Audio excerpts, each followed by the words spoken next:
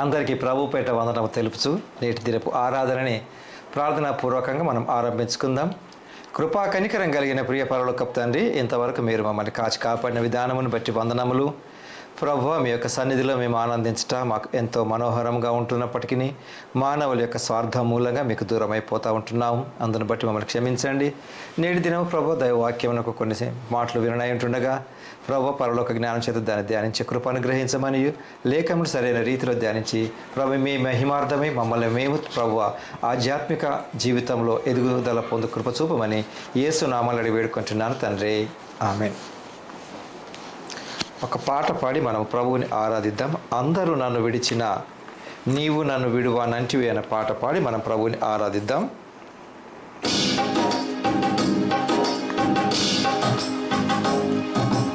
అందరూ నన్ను విడచినా నీవు నన్ను విడువానంటివే, అందరూ నన్ను విడచినా నీవు నన్ను విడువానంటివే. నా తల్లియు నీవే, నా తండ్రియు నీవే, నా తల్లి తండ్రి నీవే యేసయ్యా. నా తల్లియు నీవే, నా తండ్రియు నీవే, నా తల్లి తండ్రి నీవే యేసయ్యా. అందరూ నన్ను విడచినా నీవు నన్ను విడువానంటివే.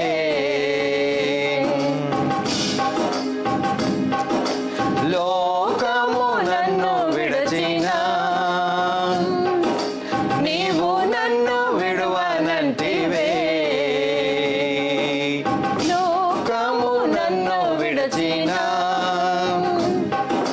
నీవు నన్ను విడువానంటివే. నా బంధువు నీవే, నా మిత్రుడు నీవే, నా బంధు మిత్రుడు నీవే యేసయ్యా. నా బంధువు నీవే, నా మిత్రుడు నీవే, నా బంధు మిత్రుడు నీవే యేసయ్యా. వ్యాధులు నన్ను చుట్టినా, బాధలు నన్ను ముట్టినా, వ్యాధులు నన్ను చుట్టినా,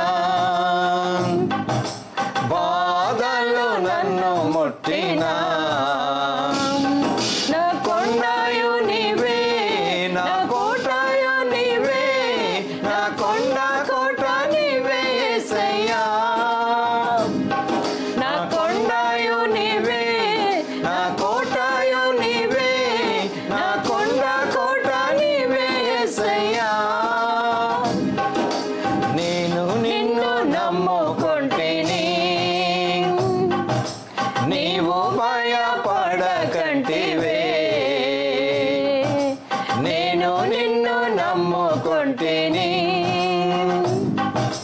నీవు భయపడకంటివే. నా తోడుయు నీవే, నా నీడయు నీవే, నా తోడు నీడ నీవే యేసయ్యా. నా తోడుయు నీవే, నా నీడయు నీవే, నా తోడు నీడ నీవే యేసయ్యా. అందరూ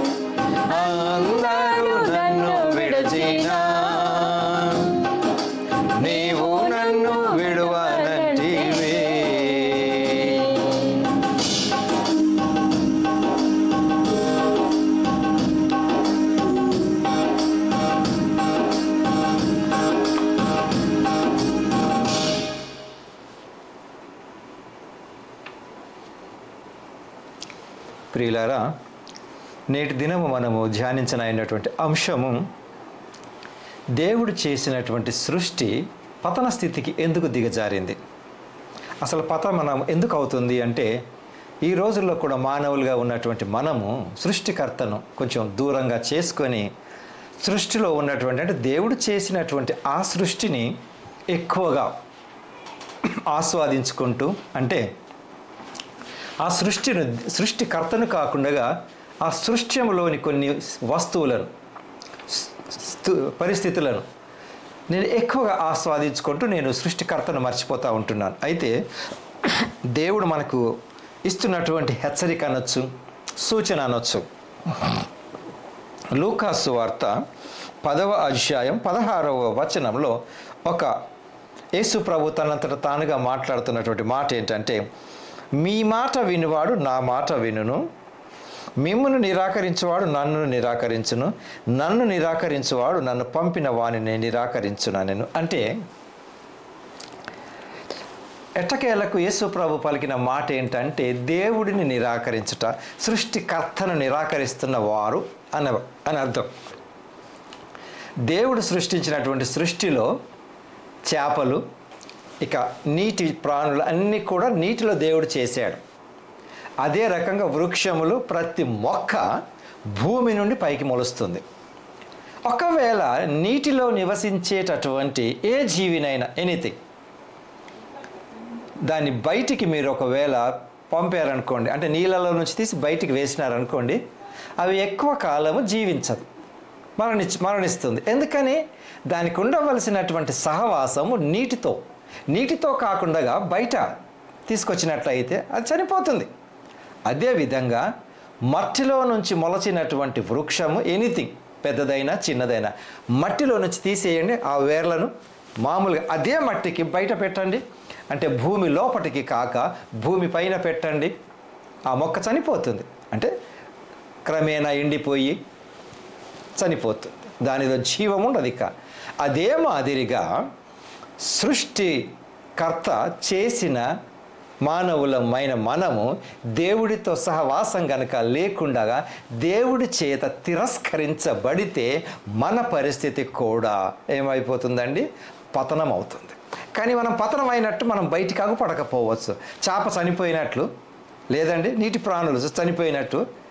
ఒక్కొక్కసారి మనం ఎండిపోయిన చేపల్ని మనం రోడ్డుపై, ఏంటంటే జీవం లేదు కదా, అవే నీటిలో ఉండే చేపల్ని నీళ్ళలో నుంచి బయటికి పట్టకొచ్చి బయట ఎండ పెడతారు. ఎలా ఉంటాయండి?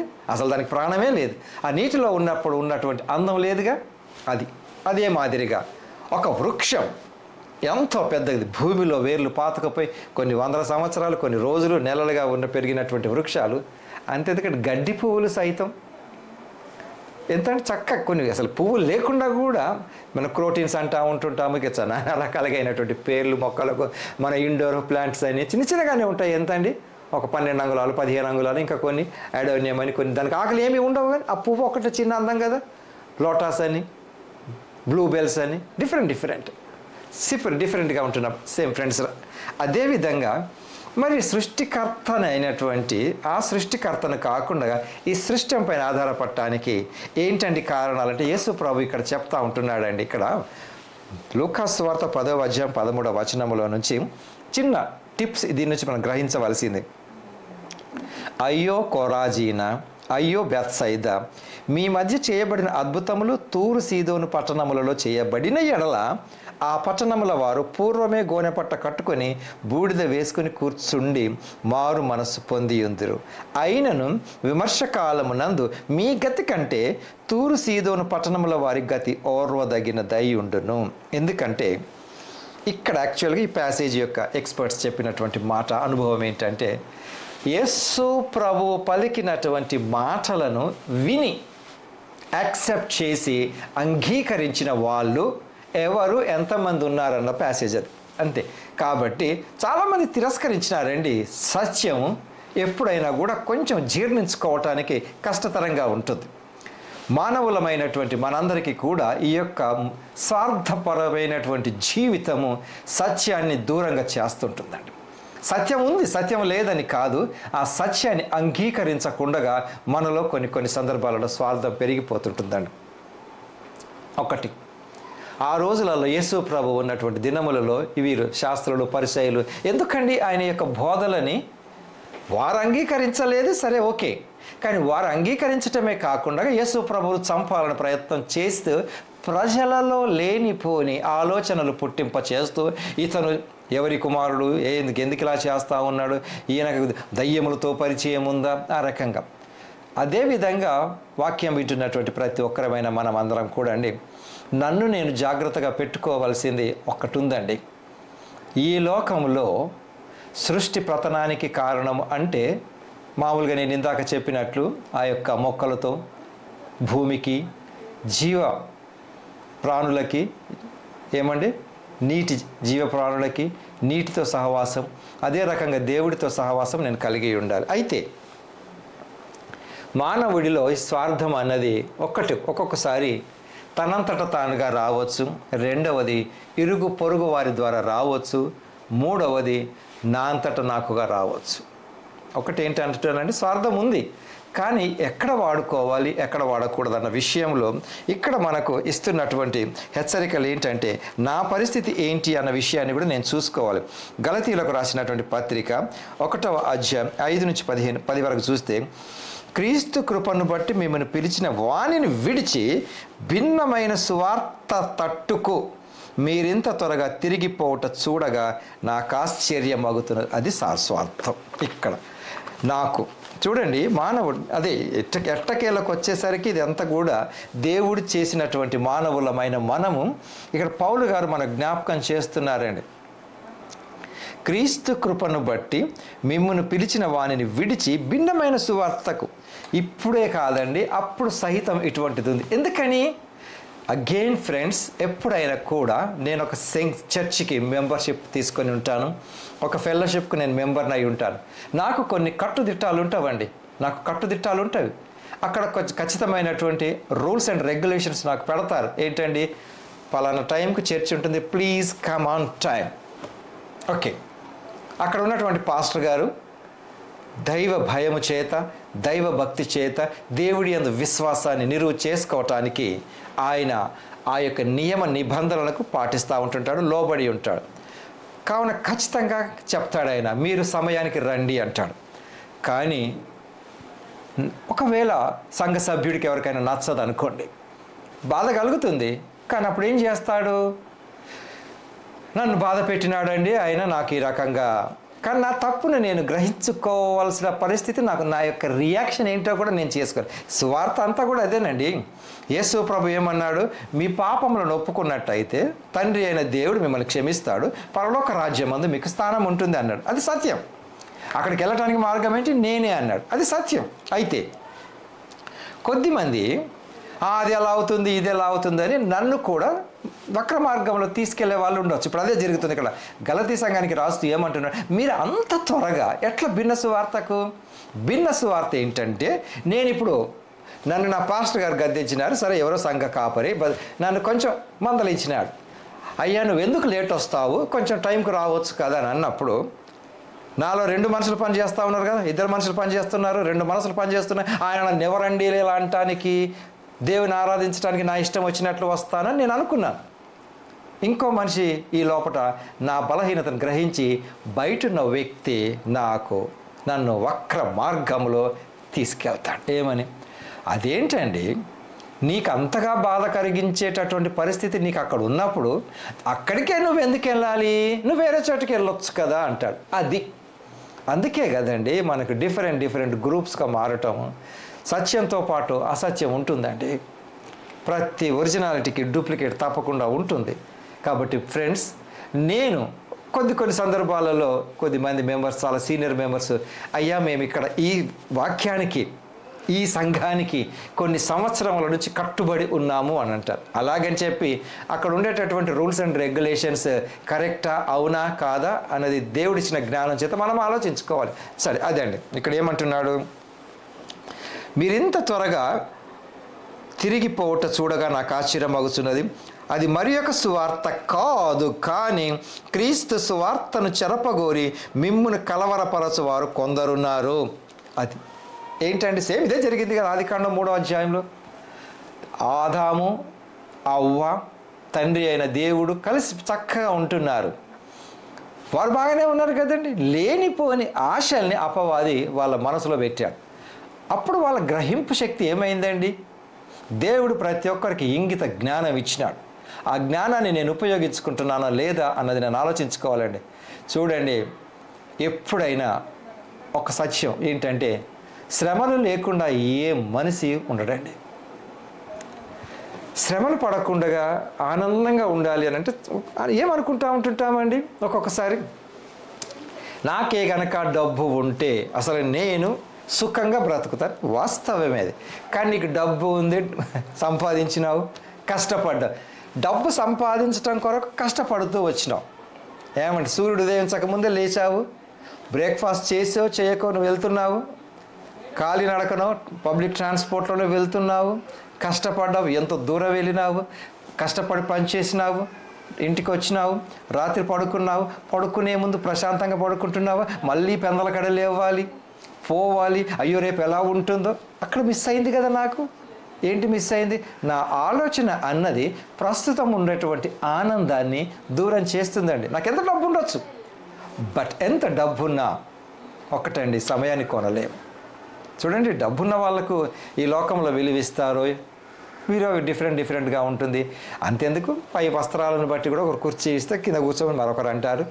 అది వేరు, అది మానవుల యొక్క స్వభావం. అయినప్పటికీ ఏ వ్యక్తితో నన్ను నేను కంపేర్ చేసుకోకుండా నేనంతా నా మట్టుకు నేను ఎలా ఉన్నాను అన్నది చూసుకోవాలండి. తర్వాత క్రీస్తు సువార్తను మేము మీకు ప్రకటించిన సువార్త గాక మరి యొక్క సువార్తను మేమైనను పరలోకం నుండి వచ్చిన యొక్క దూతనైనను మీకు ప్రకటించిన ఎడల అతడు శాపగ్రస్తుడగును. అంటే పరలోకం నుంచి కూడా వచ్చి యేసు ప్రభువుకు భిన్నంగా బోధిస్తారా అని అంటే, ఇప్పుడు అపవాది అన్నవాడు పరలోకం నుంచి తోయబడిన వాడే కదా. కాబట్టి ఇప్పుడు పౌలు గారు మనకు అంటున్నది ఏంటంటే, యాక్చువల్గా 2+2 = 4 అంతే. కానీ నాకెవరో వచ్చి అయ్యా 2+2 = 4 కాదు, 2+2 = 5 అవుతుంది అని కొత్త వ్యక్తి చెప్పినప్పుడు అది కాదు.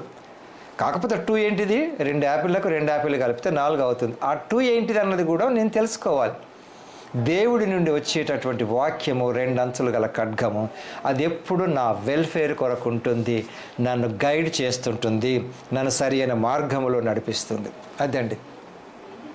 కాబట్టి మానవుడి యొక్క స్వార్థ హృదయం ఒక్కొక్కసారి దీనికి దూరం చేస్తుంటుందండి. అయితే ఇప్పుడు లూకా సువార్తలో మనం చదువుకున్నప్పుడు కొన్న విధంగా,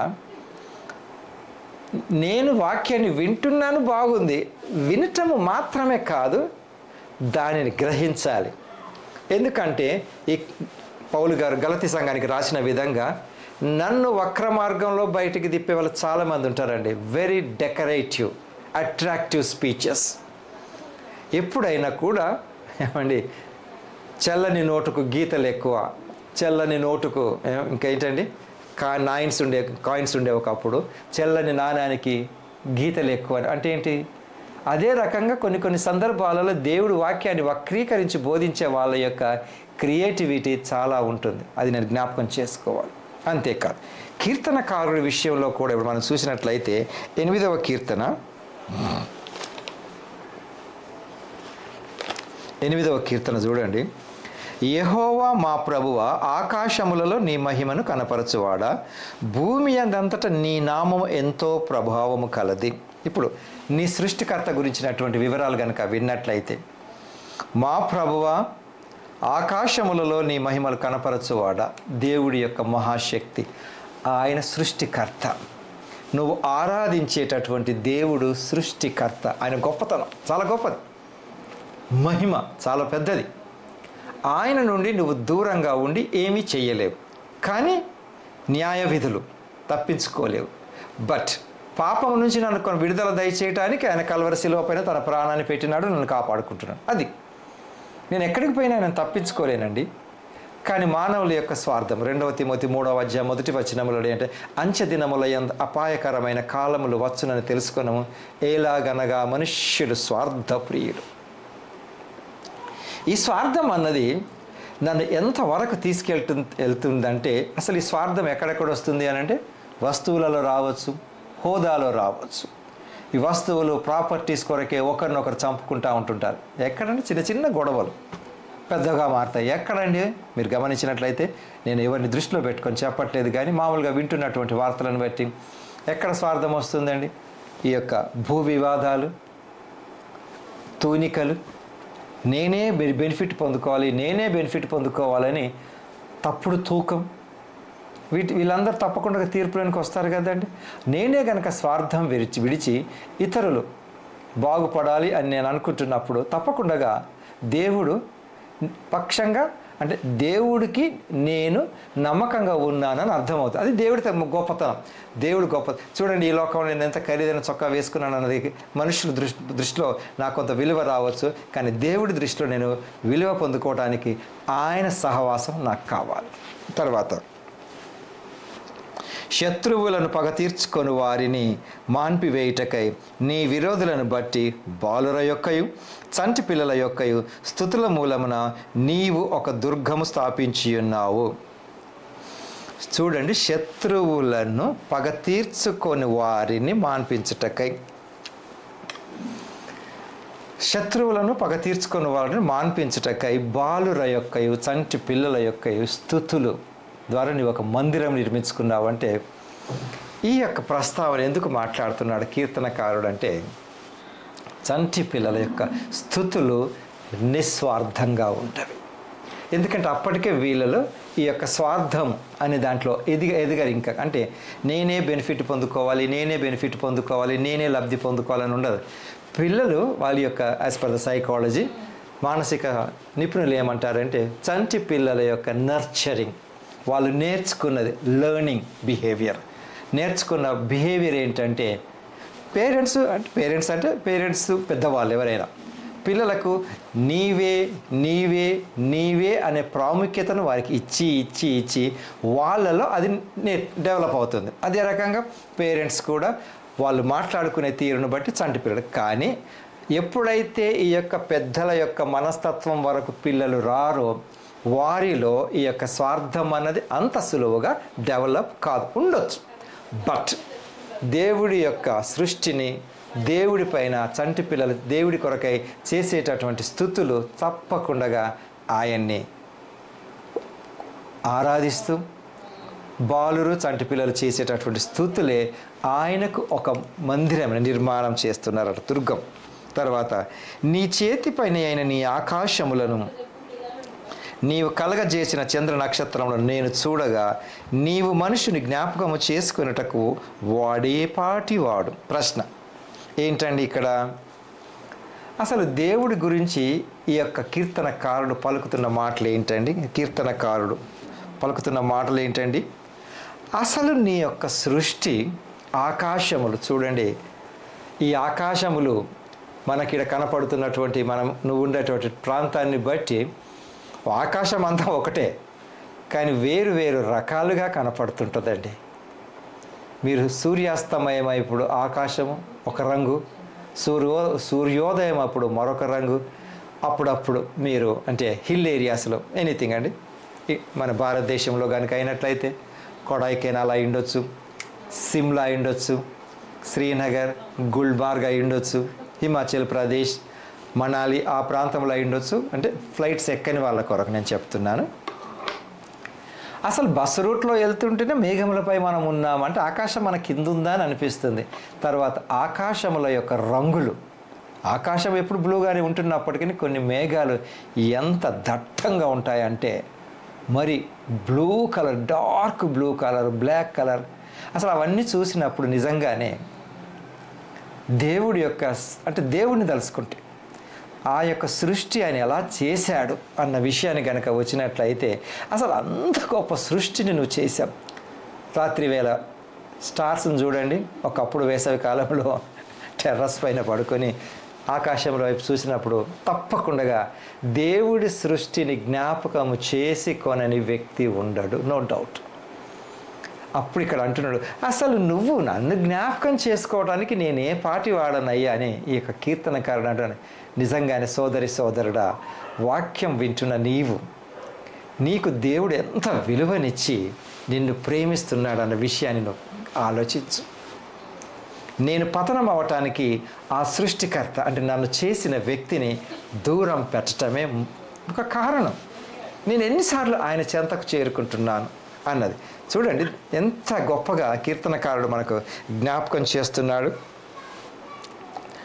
నీవు నరపుత్రుని దర్శించుటకు వాడు ఏ పాటివాడు. అసలు నువ్వు ఎవరి, నా దగ్గరికి రావడం నేనెవరిని, బట్ అయినప్పటికీ నువ్వు నన్ను దర్శిస్తున్నావు. దేవుని కంటే వానిని కొంచెం తక్కువగా చేసి ఉన్నావు. ఎందుకండి ఈ మాట అంటున్నాడంటే, దేవుడు సృష్టిని చేసినాడు. ఏదేను తోటలో ఆదామును చేసి పెట్టినప్పుడు, అంతకంటే ముందు సృష్టిని చేసి, సృష్టిని ఏలుటకు, సృష్టిని చేసింది దేవుడు, సృష్టికర్త. ఈ సృష్టిని ఏలుటకు దేవుడు మానవుణ్ణి చేశాడు. చూడండి, ఆలోచించి అది అన్నమాట. అసలు నీవు కొంచెం నీకంటే తక్కువగా నన్ను చేసినావు. పైగా నీవు నీ చేతి పనుల మీద ఈయనకు అధికారమే. నువ్వు చేసావా, దేవుడు నువ్వు చేశావు, ప్లస్ అధికారం ఎవరికి ఇచ్చినాడు, మానవుడికి ఇచ్చినాడు. అది ఇక్కడ విశేషం. మహిమా ప్రభావములతో వానికి కిరీటము ధరింపచేసి నీ చేతి పనుల మీద వానికి అధికారం ఇచ్చి ఉన్నావు. చూస్తాడండి, ఏంటి దేవుడు చేశాడు, మానవుడికి అధికారం ఇచ్చినాడు. జంతువులను తీసుకొచ్చినాడు, దీన్ని ఏమంటావు అన్నాడు, పేరు పెట్టాడు ఆదాం.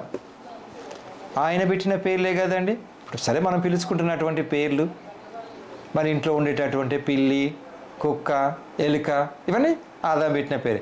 ఇప్పుడు చంటి పిల్లలు కూడా ఏదైనా జంతువును కొత్తగా చూసినప్పుడు, ఎనీథింగ్ ప్రాణిని, అదేదో ఏంటి మమ్మీ, అదేంటి మమ్మీ అంటారు. మనమే చెప్తాం పిల్లలకి, ఏంటది, దాన్ని ఎలుక అంటారు, ఇది కుక్క అంటారు, ఇది పిల్లి అంటారు. దానికి 4 కాళ్ళు, దీనికి 4 కాళ్ళు, దానికి తోక ఉంది, దీనికి తల ఉంది, దానికి కాళ్ళు ఉన్నాయి, అన్నీ ఉన్నాయి కదా, కళ్ళు ఉన్నాయి కదా. బట్ జంతువు డిజైన్ను బట్టే కదా మనం చెప్తున్నది, అరుపును బట్టే కదా మనం చెప్తున్నది. పిల్లిని చేసింది ఎవరు, దేవుడు. పేరు పెట్టింది ఎవరు, ఆదాం, నరుడు. పైగా ఇప్పుడు ఆదాము లేడు, పైగా వృక్షాలన్నిటికీ అధికారం ఇచ్చేసినాడు ఆదాముకు. నువ్వు ఇది చెయ్యి, ఇది చెయ్యి, ఈ పండు తిని, ఈ పండు తిన. ఎన్నో రకాల వృక్షాలు కదండి. ఈ వృక్షాలు కూడా ఆయా ప్రాంతాలను బట్టే ఉంటాయి, డిఫరెంట్ ప్లేసెస్. అడవులకు వెళ్ళినట్లయితే అడవులలో అన్నీ టేకు చెట్లు, ఇక వేరే ఆకులు ఉంటాయి, ఒక్కొక్క రకంగా. మర్రి చెట్టు ఒక చోట ఉంటుంది, వేప చెట్టు ఒక చోట ఉంటుంది, ఇవన్నీ కనుక చూసినట్లయితే వాటిపైన నీకు అధికారం ఇచ్చాడు. కానీ అధికారాన్ని కోల్పోయింది ఎవరంటే ఈ మానవుడే, తప్పు చేసి. ఒక్కసారి మీరు ఆలోచించండి. నీవు చేసిన ఐటెంకి, ఏదైనా వస్తువుకి నా పేరు పెట్టుకోవడం ఎవరైనా ఇష్టపడతారా? నేను చేసి ఒక కొత్త ఐటెం నేను కనుక్కుని మీ పేరు పెట్టడానికి నేను ఇష్టపడతానండి? అంతెందుకండి, మనం చిన్న పనులు చేసే కింద మన పేరు రాసుకుంటాం, డిజైన్డ్ బై అని కదా. అటువంటిది ఒక్కసారి ఆలోచించండి అండి. ఇంత పెద్ద సృష్టిని చేసి మానవుడికి అధికారం ఇచ్చినాడు. You do what ever you want, I gave you authority. అంతేకాదండి, అధికారము అపవిత్రాత్మల మీద కూడా ఆయన యందు నమ్మిక ఇచ్చిన వారికి ఇచ్చినాడు. ప్రియులారా, ఇంత గొప్ప ఆధిక్యతను మానవుడు స్వార్థంతో పోగొట్టుకుంటున్నాడు.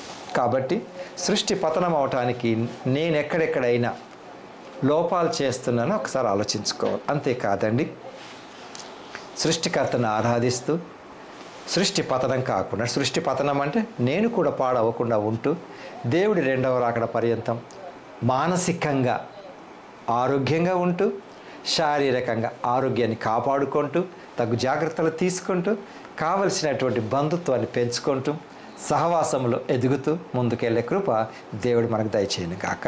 ప్రార్థించుకుందాం. కృపా కనికరం కలిగిన ప్రియ పరలోకపు తండ్రి, ఈ యొక్క సమయంలో మీరు మాతో మాట్లాడిన విధానమును బట్టి, తీరును బట్టి మీకు వందనాలు చెల్లించుకుంటున్నాము. ప్రభువా, మీకు దూరంగా వెళ్లకుండా, పతనంకి అయిపోకుండా ప్రభువా, తప్పకుండా సృష్టికర్త అయినటువంటి మిమ్మల్ని ప్రభు అంటిపెట్టుకొని ఉంటూ, మీరు రాకడ పర్యంతం మమ్మల్ని మేము కాపాడుకుంటూ సహవాసంలో ఎదిగే కృప చూపమని యేసునామములో వేడుకుంటున్నాను తండ్రి. ఆమెన్. మంచిదండి, తిరిగి కలుసుకున్న పర్యంతం ప్రభు కృప మనకు తోడైండును గాక. ఆమెన్.